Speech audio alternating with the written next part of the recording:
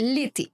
Cette saison qu'on est censé aimer, non? Le fameux summer break, les Europe summer trips, les brunchs entre potes en terrasse, les cocktails à Mykonos, la saison parfaite, quoi. Ben, si tout ça te fait plus déprimer qu'autre chose, je te rassure, t'es pas seule. Moi aussi, pendant mes 15 ans d'anxiété, je détestais l'été. Je sortais pas, je bronzais pas, j'allais pas à la plage, je restais chez moi dans le noir avec la clim à attendre que ça passe, à cause de mon anxiété. Et il y avait bien une raison à ça, et c'est super important pour moi de te faire cet épisode de podcast sur ce sujet parce que je sais qu'on est plein à vivre ça sans jamais vraiment oser le dire parce que c'est pas vraiment dans la logique des choses. D'abord, il y avait cet effet de FOMO.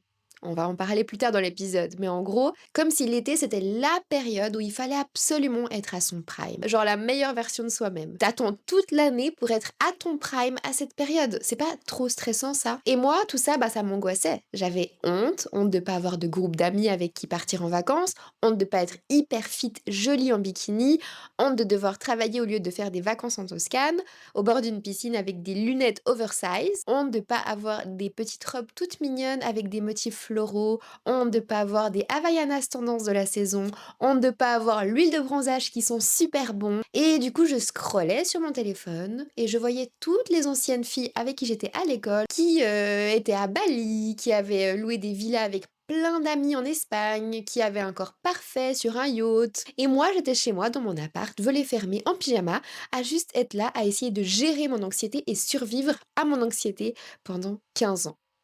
Et pire encore, mon anxiété avait tendance à augmenter en été.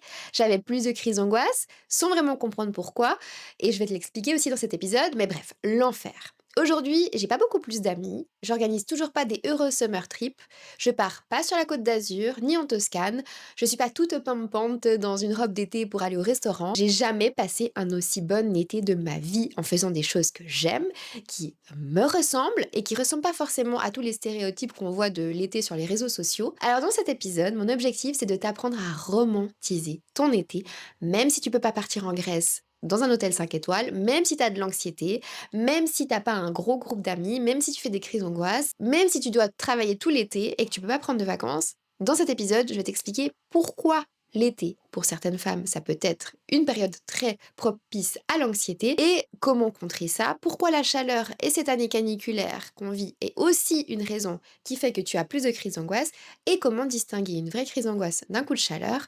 Sans plus attendre, on commence avec l'épisode. Si tu me connais pas encore, je m'appelle Marika, j'ai vécu 15 années avec de l'anxiété chronique et des crises d'angoisse et aujourd'hui ça fait 3 ans que j'en suis libérée à 100%. Aujourd'hui je suis devenue spécialiste de la régulation du système nerveux et ma mission c'est de t'aider toi à ton tour à te libérer de l'anxiété, à retrouver la liberté, ta vie d'avant mais encore mieux qu'avant. Et il y a une citation qui drive ma vie et qui résume tout ce que je fais ici. On ne peut pas toujours contrôler la vague mais on peut apprendre à surfer dessus. Et ça matche bien avec l'été finalement avec cet épisode de podcast. Aujourd'hui la vague dont on parle, c'est ton été.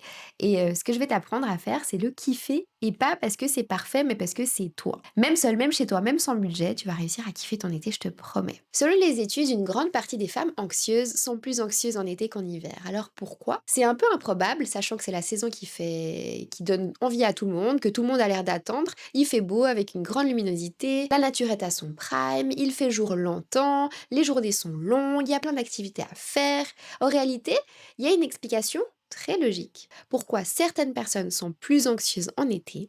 Il n'y en a pas une de raison, il y en a 5. Et elles se cumulent. Déjà, raison numéro 1, l'injonction du summer body et de l'été parfait. À partir de mars-avril, l'anxiété commence à augmenter, l'anxiété estivale commence à augmenter. Parce qu'on commence à voir arriver les pubs à la télé et sur les réseaux sociaux de préparer son summer body, de trouver le sérum idéal pour bronzer, les sols de Janeiro qui sont trop bons la plage, les 10 must-have pour l'été, ton bikini de rêve pour te sentir confiante. Et là, ton cerveau anxieux, il commence à comparer, à auto-évaluer, à s'auto-évaluer. Il commence à se dire j'ai pas fait de sport, j'ai pris 3 kilos, j'ai de la cellulite, je vais devoir me montrer en bikini. Et ça crée une pression énorme. Genre, tu dois être belle, tu dois être bronzée, tu dois avoir un corps parfait. Sinon tu peux pas kiffer ton été en fait, comme les autres. Enfin, c'est une injonction, c'est pas une réalité. Et la pire injonction dans tout ça, c'est que tu dois avoir la joie de vivre. Tu dois profiter à fond, tu dois être à l'apogée de ta vie, à l'apogée de ton bonheur à ce moment-là. Parce que l'été, en Europe, Ça dure 3 mois, ça passe très vite 3 mois. Si tu kiffes pas, tu loupes ton année. Alors parlons-en de cette pensée. L'été, c'est court parce que elle est particulièrement toxique en fait cette pensée pour un cerveau anxieux. En Californie, en Australie, en Thaïlande, dans les climats méditerranéens ou tropicaux, l'été il est quasiment toute l'année. Il fait beau, il fait chaud, les gens vivent dehors 10 mois sur 12, pas de pression, pas de compte à rebours, pas d'urgence. En Europe, on a 3 mois. Tu dois réussir tes photos, réussir tes vacances, réussir ton bronzage, réussir tes souvenirs, réussir ta détente, réussir des brunchs, réussir tes soirées et faire le plus possible. Tu vois ce que je veux dire? On concentre toute la pression du bonheur annuel sur 90 jours. 90 jours pour montrer et pour être très très heureuse. Et après, et si tu te loupes, t'as un peu loupé ton année. Et cette pression, elle transforme l'été en projet. Un projet à réussir. Partir au bon endroit. Faire assez d'activités, être assez heureuse, créer assez de souvenirs, faire assez de photos, optimiser chaque week-end pour avoir assez de valeurs à raconter à la rentrée. Ou avoir assez de souvenirs pour t'en rappeler dans quelques années. Mais depuis quand notre vie doit-elle être optimisée pour avoir de la valeur? Il y a un concept philosophique qui explique bien ce phénomène. Ça s'appelle le paradoxe hédoniste, ou en français plus simple et moins prof de philo, le paradoxe du bonheur. L'idée, elle est simple. Plus tu poursuis activement le bonheur, moins tu réussis à l'atteindre. C'est le philosophe John Stuart Mill qui l'a formulé en premier. Et depuis, cette idée-là, elle a été confirmée par plein d'études en psychologie positive. Quand tu poursuis le bonheur, quand tu en fais un objectif à atteindre, tu passes ton temps à évaluer si tu l'atteins ou pas. Et cette évaluation permanente, elle crée de l'anxiété parce que tu ne vis pas l'expérience, tu la note. Tu prends une photo du coucher de soleil au lieu de regarder le coucher de soleil. Tu penses aux souvenirs que tu vas garder au lieu de vivre ces souvenirs. Tu te demandes si tu profites assez au lieu de profiter tout simplement. Le bonheur, c'est une expérience. Et c'est jamais une performance. Et quand tu essayes de performer dans le bonheur, il te glisse entre les mains. Et maintenant, on va partir en cours de biologie parce qu'il se passe un truc précis dans ton corps quand tu subis cette pression trop longtemps de la perfection. Il y a un neuroscientifique américain qui s'appelle Stephen Porges. Il a développé dans les années 90 ce qu'on appelle la théorie polyvagale. Et cette théorie, elle explique comment fonctionne ton système nerveux. En général, on pense que notre système nerveux, il a deux modes. Le mode activé, le mode stressé, le mode à fond, et le mode calme. En fait, il a 3 modes. Sécurité, où t'es calme, t'es connecté, tu profites, t'es à fond, t'es bien, tu respires calme, t'es pas anxieuse. Le mode 2, la mobilisation, et là t'es en fight, flight, donc t'as le cœur qui bat vite, t'es en hypervigilance, t'es angoissé, t'es en état d'alerte, bref, tu vois tout le négatif. Et t'as le mode 3, le mode shutdown, ou le freeze, en gros, la procrastination. Et ça, c'est le mode dont on parle le moins souvent et qui est pourtant très présent chez les personnes anxieuses. Quand ton corps subit trop de stress, trop longtemps, et qu'il a compris qu'il ne pouvait ni fuir ni combattre le danger, qu'est-ce qu'il fait? Il part dans un freeze total, dans une procrastination. Et à force de subir pendant longtemps la pression de l'été parfait, et que tu te rends compte qu'en fait tu peux pas le combattre, ce danger-là, qu'est-ce qu'il se passe? Tu te mets en freeze, tu bloques, tu passes en mode pause. Tu perds ta motivation, tu perds ta joie, tu perds ton élan, tu veux plus rien faire, tu regardes ton agenda, il est vide, tu culpabilises mais tu ne fais pas plus. Tu penses à sortir, à kiffer mais tu finis quand même par rester chez toi. Et c'est pas vraiment de la paresse, c'est pas un manque de volonté ni de discipline ni juste t'as la flemme. C'est ton système nerveux qui a fait un burn-out en fait. Il a compris que la pression était tellement forte qu'il préfère ne rien faire du tout pour se protéger. Et c'est aussi pour ça que beaucoup de personnes anxieuses, contre-intuitivement, elles préfèrent l'automne. L'automne les apaise et elles préfèrent cette saison. N'hésite pas à me dire dans les commentaires si c'est ton cas aussi, parce que ça m'intéresse de fou. En général, on associe l'automne à quelque chose de négatif, au travail, à la rentrée, au mauvais temps, au brouillard, à la nature qui meurt, la pluie, etc. Pour une personne anxieuse, l'automne, c'est la libération. Plus de pression de devoir profiter, plus de pression de bikini, parce qu'on peut mettre des gros pulls, plus de FOMO à scroller des stories des gens, on allume des bougies, on lit un livre, on n'a pas de pression de réussite, de montrer. C'est en fait introspectif l'automne et du coup ça nous plaît. La raison numéro 2 de pourquoi l'été peut être une période très anxiogène pour une personne anxieuse, c'est la FOMO. Tu vas sur Instagram et tu vois quoi? T'as une influenceuse que t'aimes bien habituellement, elle est à Bali. Une copine avec qui t'étais à l'école qui est sur un yacht à Ibiza. Une connaissance que tu connais même pas vraiment, tu sais même pas pourquoi elle est dans tes amis, elle a loué une villa avec 15 potes à Marbella. Et toi, tu regardes Friends pour la 1001e fois, tes pensées négatives tournent en boucle, t'es en pyjama, t'es ultra anxieuse au bord de la crise d'angoisse depuis ce matin, et là d'un coup tu ressens une FOMO, la FOMO, Fear of Missing Out, la peur de manquer quelque chose en français, ou plus précisément l'appréhension généralisée que les autres puissent vivre des expériences enrichissantes desquelles tu es absent. Ton cerveau est en train de se dire que tu es en train de rater quelque chose, que les autres vivent quelque chose de génial, que toi, en fait, tu loupes ça à cause de ton anxiété. La FOMO vient d'un mécanisme neurobiologique très ancien. Carrément, ça vient même de la paléolithique. Il y a 100 000 ans, tu vivais dans une tribu, ok? Une tribu nomade, un groupe de 50 personnes maximum qui bougeaient ensemble dans la savane. Et dans cette tribu, t'étais lié aux autres pour survivre, littéralement. Si tu ratais un événement du groupe, que ce soit une chasse, un rite, une décision, une migration, tu pouvais mourir en fait. T'étais exclu du groupe et être exclu du groupe égale danger de mort. C'est tout, c'est aussi simple que ça.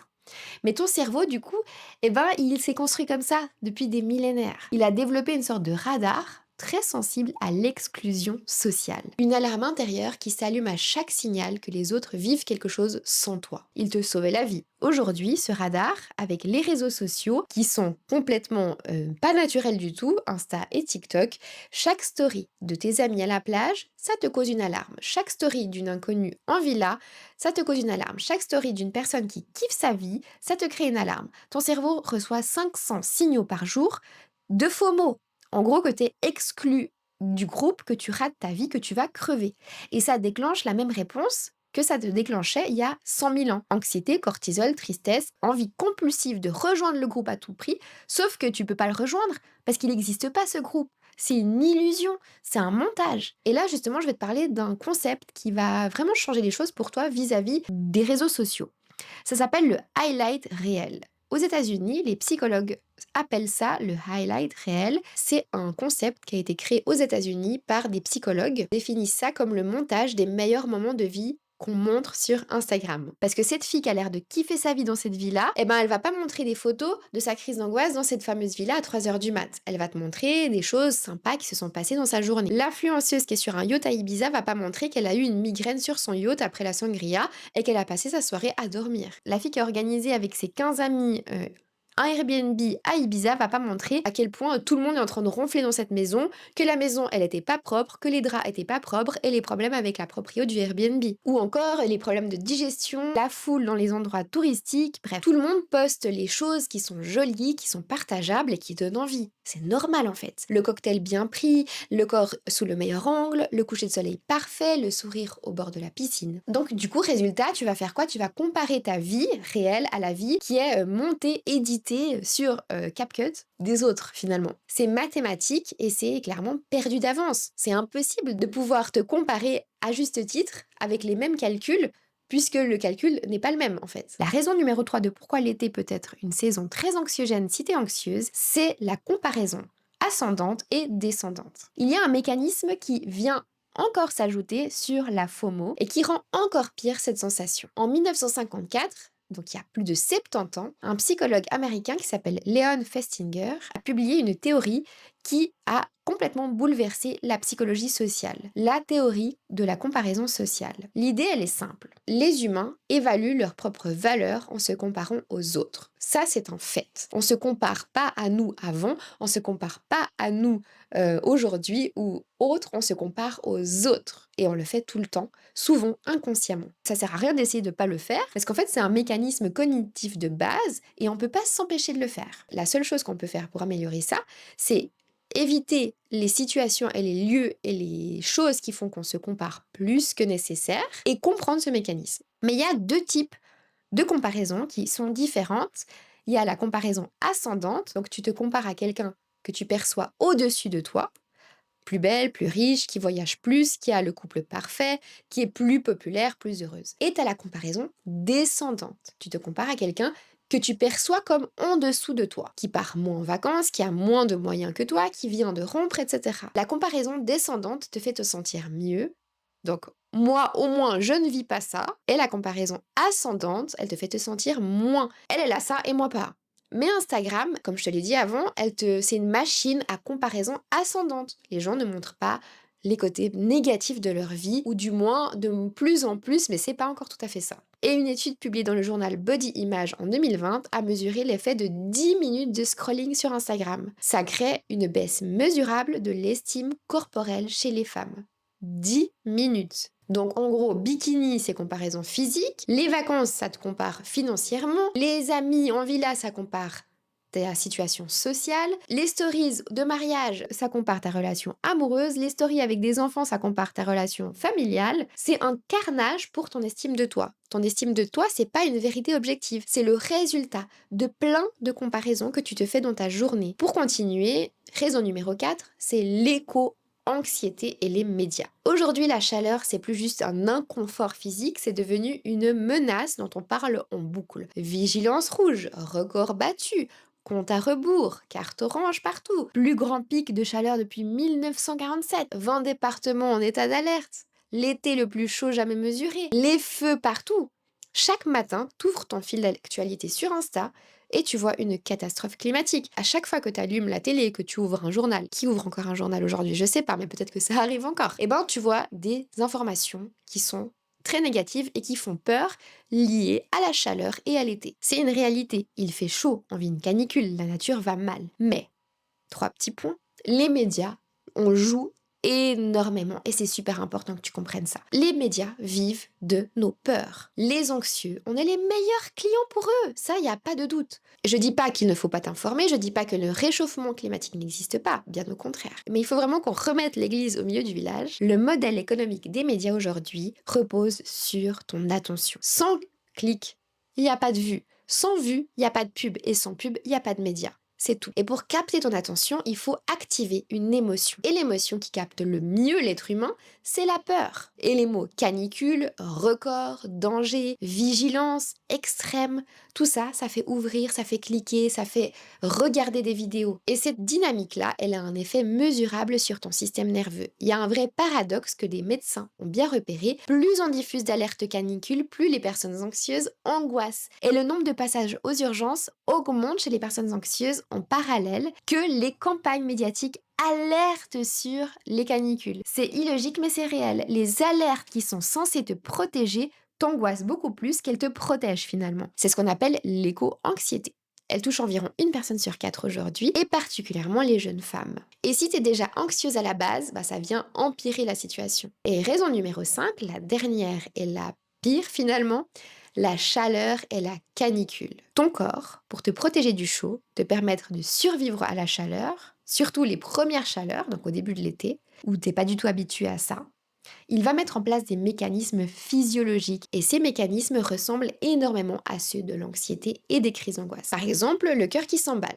Ton cœur, il est obligé de s'emballer. C'est un moyen de thermorégulation. Il évacue la chaleur pour pas surchauffer et te maintenir autour des 37 degrés. Pour faire ça, il va dilater les vaisseaux sanguins de ta peau et pousser le sang vers la surface. Et pour pousser ce sang, ton cœur doit pomper beaucoup plus fort, beaucoup plus vite. Donc concrètement, en pleine chaleur, ton rythme cardiaque peut monter de 10 à 15 battements par minute, même si tu es assise à rien faire. Donc si tu as l'impression que ton cœur augmente quand il fait chaud, c'est pas que tu as un problème de santé, bien au contraire, c'est la preuve que ton corps fonctionne bien et qu'il est en parfaite santé parce que il est capable de réguler ta température corporelle. La chaleur, à elle toute seule, va aussi augmenter ton taux de cortisol, l'hormone du stress, sans que tu te sentes plus angoissé ou stressé. Du coup, tu ressens un stress interne à l'intérieur de ton corps sans vraiment le ressentir dans ta tête. Donc ça peut être très perturbant, surtout si tu es une personne hyper vigilante sur ton corps. Une autre chose aussi que la chaleur fait sur ton anxiété, c'est te faire transpirer. Et quand tu transpires, tu perds de l'eau, mais tu perds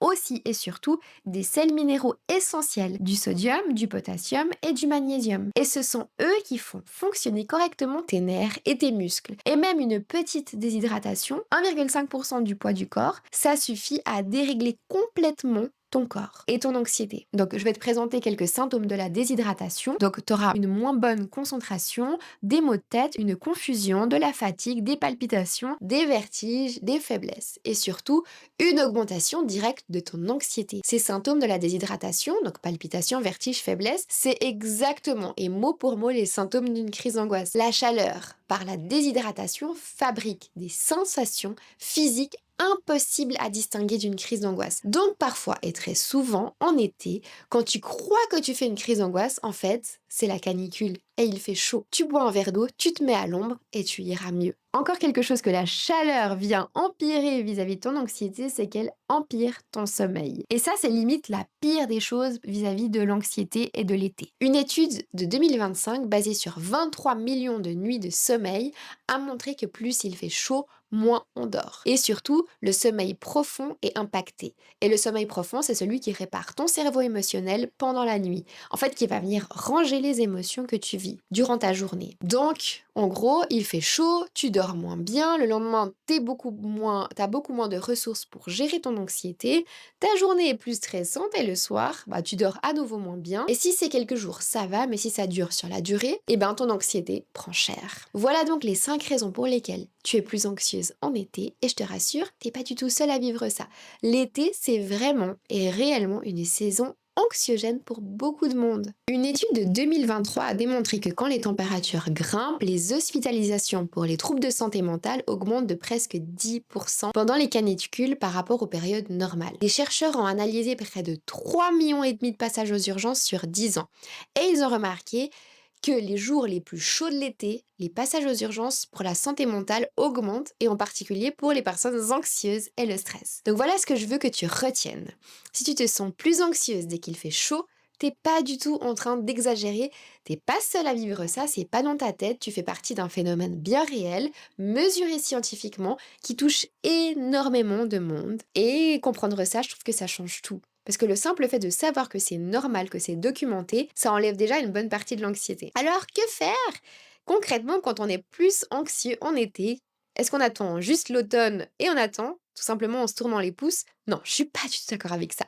On va essayer de kiffer quand même notre été, malgré la FOMO, malgré les summer body, malgré la chaleur, malgré l'éco-anxiété. Déjà, quand tu sens que tu te sens pas bien cet été à cause qu'il fait chaud, pose-toi déjà 3 questions. Est-ce que j'ai assez bu aujourd'hui? Et tu bois un grand verre d'eau. Est-ce qu'il fait vraiment chaud là maintenant? Et tu te mets à l'ombre ou tu te rafraîchis en te passant de l'eau dans la nuque, sur les poignets et sur les chevilles. Et ensuite, est-ce que j'ai assez mangé? Et tu manges un petit fruit. Et très souvent, tu verras que l'anxiété va redescendre parce que dans la grande majorité des cas, à cause de la chaleur, ça augmente la probabilité que tu fasses une crise d'angoisse. Et maintenant, comment est-ce que tu peux vraiment kiffer ton été? Genre pas l'été des autres, pas l'été Instagram, pas l'été à Mykonos, ton été.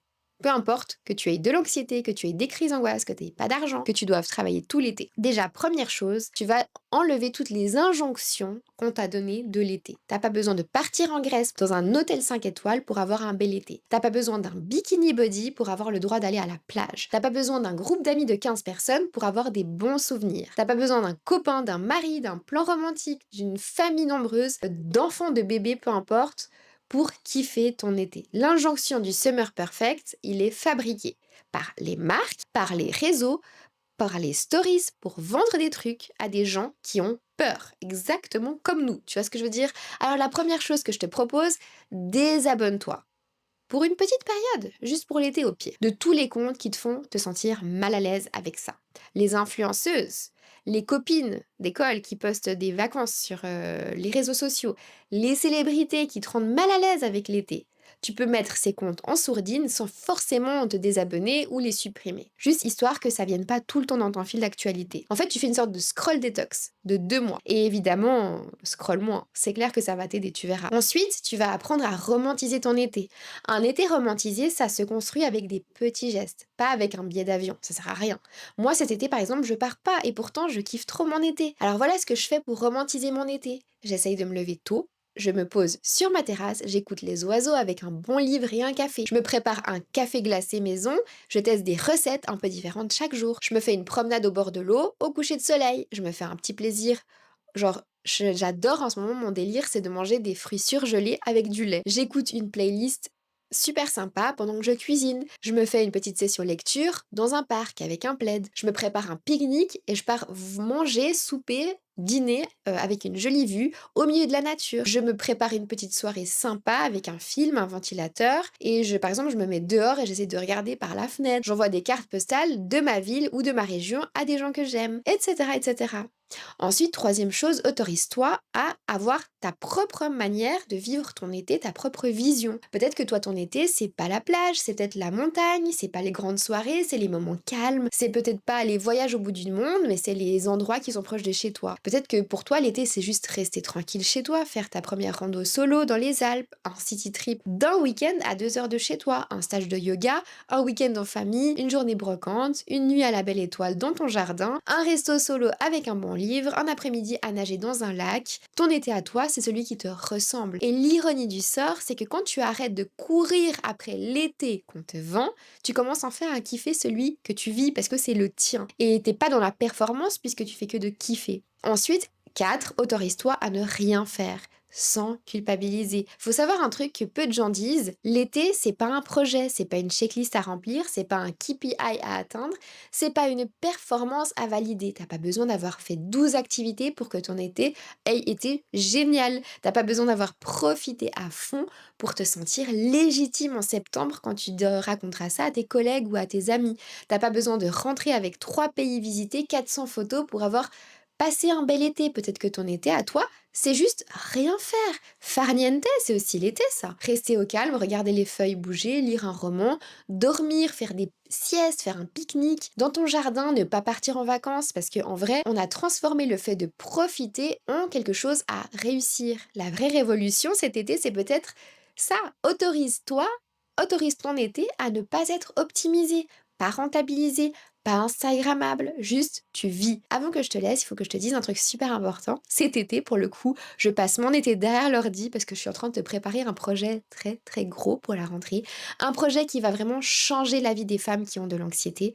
Et je pèse mes mots. Je vais en parler bientôt, mais si tu veux être en première ligne pour découvrir le projet, parce que les places seront limitées, inscris-toi à ma newsletter. C'est là que j'en parlerai en premier. Et ce sera premier arrivé, premier servi. En plus, en attendant que je te partage tout ça, je t'envoie chaque lundi matin ta lettre anti-anxiété. C'est gratuit, tu vas trouver plein d'astuces, plein d'outils, mes méthodes et mes expériences personnelles pour t'aider à apaiser ton anxiété semaine après semaine. Le lien pour t'inscrire se trouve dans la description et tu vas trop aimer, tu verras. Si cet épisode t'a plu, partage-le à quelqu'un qui n'aime pas l'été et qui a de l'anxiété en été aussi et qui culpabilise de pas aimer l'été. Abonne-toi pour pas louper les prochains épisodes, je sors un nouvel épisode chaque semaine. Je te dis à la semaine prochaine pour un prochain épisode. D'ici là, prends soin de toi. Ciao!